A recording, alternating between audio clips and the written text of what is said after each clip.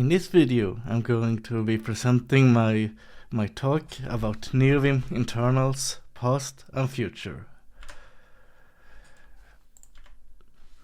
So, according to the website of Neovim, Neovim is a project that seeks to aggressively refactor Vim in order to simplify maintenance, encourage contributions, and to split the work between multiple developers, and then achieve features such as advanced UIs without modifications to the core. So, Neovim is often compared with Vim and other editors on features.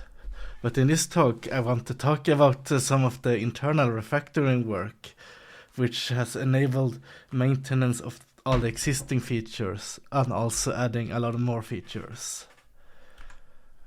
So, very briefly, who am I? So, I've been a regular contributor to the Neovim project since early 2015 or even late 2014. And since some time back I'm doing some paid work for the Neovim projects. So a huge thanks to all our sponsors, both on GitHub sponsors and Bounty Source before that, which has enabled me to do this. And I like this expression, we have a core team and we are like one of multiple dictators like Bram. So we have different focus areas and make decisions together as a team. And here is some random social links. So, back in the early days when the project was first announced, the focus was to refactor the code base to make it more maintainable before adding a lot of new features. So most importantly, Taruda immediately removed almost all of these if-defs in the code. Because Vim has this thing that you can more or less turn on or off all the features at compile time.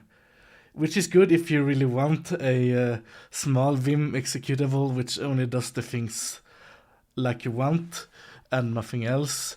But it's a huge burden from a maintainability perspective, because if you're doing some change to the code and it compiles on your computer, but then before you can include this in Vim, you have to also check that the code compiles not only for all these different preset configurations, but these combinatorial explosions of all these if-def flags. So that was something that helped a lot to get rid of. And another theme is that which was a lot of people talked about early on, was why does Neovim remove support for all these platforms like OpenVMS and whatever that everyone uses? Because we wanted to reduce the maintenance burden of having a lot of platform-specific code. So we wanted to use instead Libuv. And we also did a lot of cleanup of the build system. And of course, I'm not sure if it's all simple and good with CMake, but it's at least better what we had before. So yeah,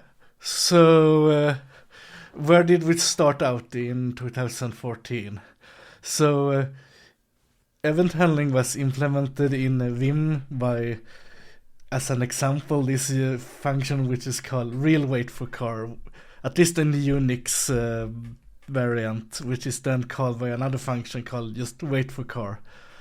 And note, of course, also Vim itself has evolved since 2014, and the point of this talk is to just describe the work we did since the point of forking. Then if you compare to Vim today, that will be also interesting, but a very different talk. So this is how we approached the problem, because we wanted to add, as Taruda's initial design proposal, we wanted to add job control, which didn't exist, or async event handling in general, which sort of existed in Vim, but it was like very sort of ad hoc, and there is support, hard-coded support here for a lot of different protocols and script hosts. So there is like support for multi-threading, but only for MS scheme and things like that. So what is then this libuv? This is a library that it was originally written as a part of Node.js, but it's a separate C library that it's easy to embed and handles, implements things like async event handling and a lot of operating system platform-specific functions such as file system functions. So initially this was thought by us as this internal refactor. We wanted an event loop abstraction which was easier to extend and add more event sources and not needing to maintain it separately for... Of course, libuv, it's still write once and debug everywhere, but it's at least less code to write. But then... when we a bit later in the project we exposed the Lua interpreter to plugins, we realized, or a contributor realized that, hey, why don't we just add this library called LUV, which is a Lua interface to libuv, and then plugins can directly hook into the event loop without us needing to write like an extra Lua layer for job controller or anything like that. And this was quite soon after that it was used as part of the LSP client, which is in core. So we could implement this LSP client almost completely in Lua without much extra C code, because we already had this libuv interface that we could use also to interact with LSP servers. So this is just an example of how well thought out internal refactors are like enabling very diverse set of use cases. And now I'm going to focus a bit on one of my own focus areas within Neovim, which has been the graphical user interface, and also the TUI, the module in Neovim which interfaces with your terminal emulator. And I like to say like the TUI is just another GUI, because we want to have like a shared abstraction over both of these, and then we support whatever features that the terminal is able to do. Just like a GUI would support whatever features the GUI toolkit will support. So, going back again to the beginning, the first thing that was done was to separate sort of the core Neovim thread and move the implementation of the user interface to a separate process, or in the case of the TUI, at least a separate thread, but still not blocking the main event loop. So now we need some kind of abstraction, a set of events that the core will send out to these UIs, both external GUIs and the internal TUI. And that became the UI protocol. So this first version, early back in the first year, it looked sort of like this. So an external process or thread will just ask Neovim core to attach to the UI layer, and then you will get back events that will look like this. So you will have the resizing of the screen, or update the background color, and then things that were very similar to a terminal. So you will move the cursor to somewhere on the screen, and then you will put character one after another, or you will sort of update the highlight color which belongs to the cursor, and then finally you could go move the cursor to where the user should see it. So it's basically just VT100 commands, but now they are like sort of abstracted in message pack. Yay! So we still have this cycle commands that move the cursor, change the global color, and put text. So we wanted to of course evolve this further, so it's not just a very weird representation of a terminal. So the first thing one of the refactors that I did was to, before we add more features, we at least want to represent the existing state more efficiently. So now we have something that is a bit more separate of concerns. So we will have this extension called the line grid, where we instead will define highlight attributes as separate events. And then we could just have one event called grid line, where we just put characters with repeat counts and references to these predefined colors. And then the cursor is only for the user visible cursor, like the one on top of the screen here. And so now it still does the same for the user, but as we in preparation we already added this extra parameter to all the grid functions, which is the grid number.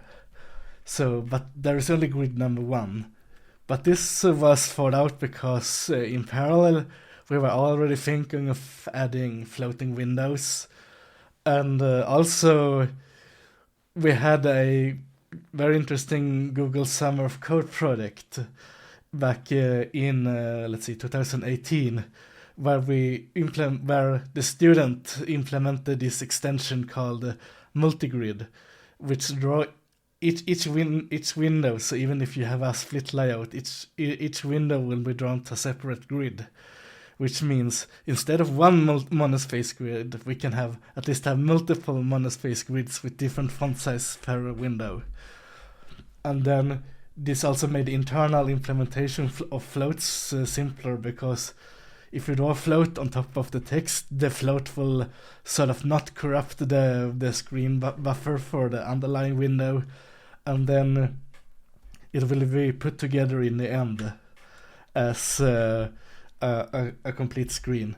And of course this presentation is made in Neovim by using floating windows for the different elements, which are then put together by this component, which I call the compositor, except that it's composing, not composing graphics, but cells in this monospace grid. And I even have this when I go to Twitch streams or whatever using Neovim, I suggest this command, the setting of options, the setting of the redraw debug option. So it will show you interactively what Neovim is drawing and what are the separate layers, so which is primarily a tool for debugging when we are implementing more UI functions. But in this case, it also makes some kind of silly slide transition effect, I guess. And this is not really a chronological order, but in parallel, we were also working on adding widgets. What I mean by that is screen elements that are being sent to external UIs using a more higher level semantic sort of events. So you will have events for when you're doing code completion. The UI will just get the list of completion suggestions, and also all this metadata with like extra help text that I have elided here, and then it will decide by itself how to display it. So we are approaching something that goes beyond like a glorified terminal and actually having UI components. And there are a few more we have added, like the command line and the messages, quite importantly. And now we are jumping a bit forward in time. This is very recent. So very recently we thought, hey, why don't we just let Lua code inside the main loop? Inside sort of in Lua plugins, inside the Vim, process these events and then display them in a more interesting way. This was connected in some sense to to Shugo's work of getting rid of the command line completely, and then we will need to display messages in some other ways. So this plugin by Folke called Noise was published quite recently, and it puts together some components which are using all of these extra events and drawing them instead as floating windows. So now we have these widgets also in the built-in TUI, which is cool. But as Folke and many other people have seen, now we are suddenly, initial thought that we will separate the UIs to sort of a separate component. But now we are processing these events inside the main loop, which has caused some issues, some of which we have solved. But I will say this: the way we will move forward with this, I think, is we want a complete Lua implementation of the entire TUI using the full multi-grid protocol with all the widgets. So then we will get back to this clean abstraction, because what has happened here, apart from this initial separation, we have added more features, literally just by stacking more layers on top of each other. Sometimes literally with stacking floats on top of the main screen. But now we have multiple, this layer cake that we first have these functions from Vim itself, which are already huge. WinLine is just responsible for drawing a single line of text, just a line in a buffer, and it already has to handle everything, including things like indentation and hanging indentations and spelling and syntax, highlighting, and the signs and everything basically jammed together in one big for loop over the cells. And then also on top of that, we have our own sort of virtual UI layer, which really only exists because we both have this RPC-based UI implementation, which uses message fact to communicate with remote UIs. And then we have a separate thing, which is just because the TUI is a separate thread. So we have this bridge which manage sending the events over the thread. And so before stacking even more features on top, we will need to do some refactoring work. So we have a long-running PR, originally also from a GSOC project, that will refactor the TUI from a thread to a separate process, which is 90% there. It's on me, I need to throw the remaining issues, and then hopefully we can get it merged very soon, for release time. And maybe also, as I thought, if we separate the TUI from the core, we could separate this logic for implementing new widgets as a separate, so we will have this compositor in a separate process as well. But this is quite speculative. This is just an idea. And then of course, in long term, we have thought about doing refactors and splitting up these huge functions for the text of buffers themselves. And then why is that? Why do we care really about WinLine? And the answer is decorations. And decorations is just an umbrella term for annotations which exist inside a window, but is not literally part of the text, but it's extra information which is provided by plugins. And some of this has been around forever, we already have.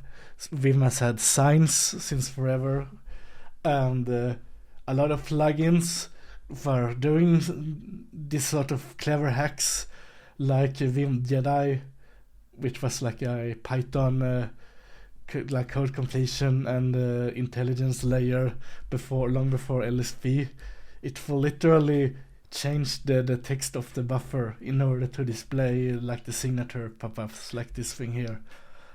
And also Easy Motion. Easy Motion has gone through a number of revisions, but The first implementation was just literally change the text of the buffer itself to display markers, and then very carefully I've used the undo tree to both undo this change and then pretend that it never happened, so it wouldn't clutter up your undo history, which works very fine in isolation. But once you stack a lot of other plugins and even things like LSB and TreeSitter, which cares very much about each edit of your text, then things gets messy and fragile quite quickly.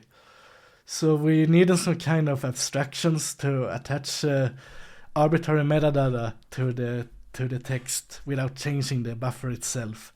And we also need to be able to track all sort of edits to the text on the byte level so these marks will follow changes to the text. Because Vim has already had marks since before, but they are limited to these user visible marks.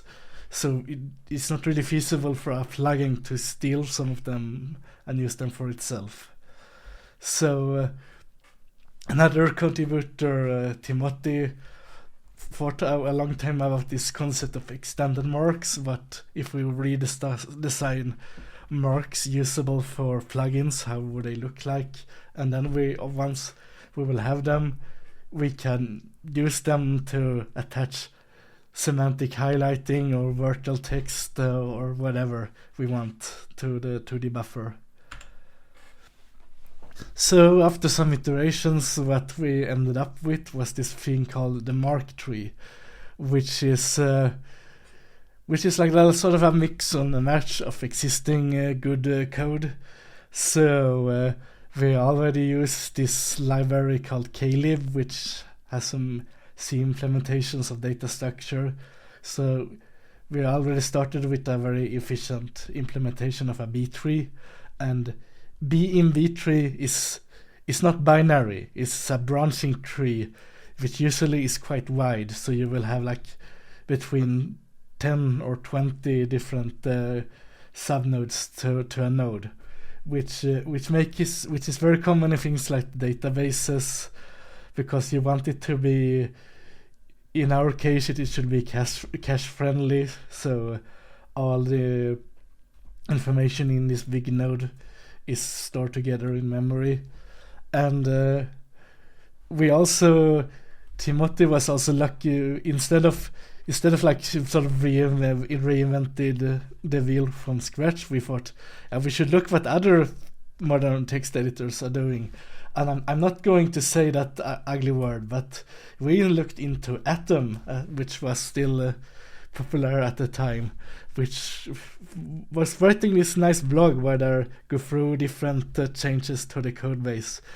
So this blog post explained how they efficiently implemented adding markers to the buffer. So using this solution, they actually implemented as a binary tree, but then we combine it with this idea of using KV tree to get a efficient branching tree, and now we have something which is it's efficient to respond to changes in the text, and also the insertion of marks and looking up markers either by their ID or by position. Everything is log n, where the tree, even if we have very many marks, this tree still doesn't get too deep. So just an example, if this is some change in the buffer that happens at this point, only these parts of the tree will need to be changed, because all of the markers which are in this node are stored with a position relative to a mark over in this node. And I don't know if this makes sense, but I don't really have time to go into details. But you get the general idea. And then, as I mentioned, in order for this to work, we also needed to accurately track all the changes to the text down to every single byte. And And how will we do that? And the answer is simple, just by doing all of the work, going through all of the different ways that Vim can change the text of the buffer, which is quite a few if you think of it. Because we have like this basics, just insert and deletion of text in insert mode. But then we also have putting and deleting, that is both of text, but also of lines and also of these rectangular blocks. And if we combine all of that with indentation, because Vim, there is this debate about should you use tabs and spaces, and Vim just goes, why not a mixture of tabs and spaces? So you could have a buffer which uses 4 spaces for an indentation, but then when you add a second layer of indentation, that's since a tab is 8 spaces wide, now you have a bigger indentation which is smaller in byte size. So I mean, none of these cases is really hard. There's just a lot of different things to go through. But once we have done most of this, now the payoff is quite big, because we can use this new information for a lot of stuff. As I was mentioning, so now we have extended marks and decorations of multiple kinds. And this was immediately useful to integrate tree-sitter into Neovim, because as you know, tree-sitter is an incremental parser, so it does incremental reparsing of changes to the buffer. So the more precise tracking of changes we have, the more efficient it becomes. And I want to say LSB, but by default we are reducing these deltas to LSB servers as blocks of lines, because LSB is a big mess in general, and the exact interpretation is different between servers. But at least there is something. So, let's talk about some other smaller changes. So, we also had this problem with if we go back a bit in time where before packages were a thing, you will use some plugin manager very similar to Pathogen or Vim plug, where you will declare a long list of plugins, and what the manager will do is then append every single plugin to this Vim string option, which is called the runtime path. And the problem is, as people's setups gets more fancy, this becomes a huge single string which Vim has to interpret with a regular expression every time you do anything on the runtime path, like loading an autoload function or a Lua module or whatever. So what could we do about this? So also here we didn't start. We actually reused a lot of the logic that Bram had added in form of packages, but we changed them a little bit. So now the runtime path will not include every single individual plugin inside a package. It will just contain this glob string as a representation of all the packages that are managed by Packer, for instance. And then internally we can maintain a cache of this expansion as a plain list of concrete paths. So something like requiring a Lua module, we still have to go through all these items in the path that we know are a Lua subdirectory, but there's no regex involved. It's just literally trying one path after another. And for those of you who cares about milliseconds in your startup time, this reduces it with quite a few milliseconds. Yeah. So I'm not going into this very much, but we under the hood we also did a lot of work with performance and reducing memory footprint, or really mostly get rid of the small fine-grained allocations which contribute quite a lot to runtime. And also a lot of work behind the scenes to improving the code quality and better tooling for formatting, which Dundargok has worked quite a lot of the latest time.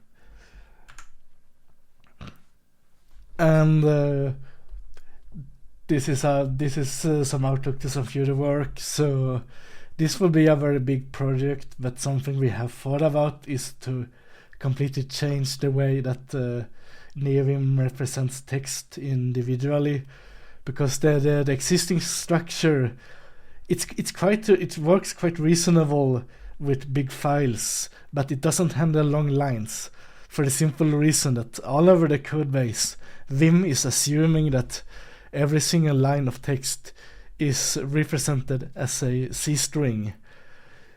So it continues in memory, which destroys the performance once you start to build up long lines, like if you have a JSON file without any line breaks. So this is something we might be looking into the future some way, like maybe using a rope or whatever, but it affects the entire code base, so it will be quite a big mess, but we will see. So I don't really have any like grandiose conclusion. It's fun to work on features, and then you need to do refactoring work so you can add even more features without everything becoming a big mess. And I just wanted to show some work we've been working on. So that's it.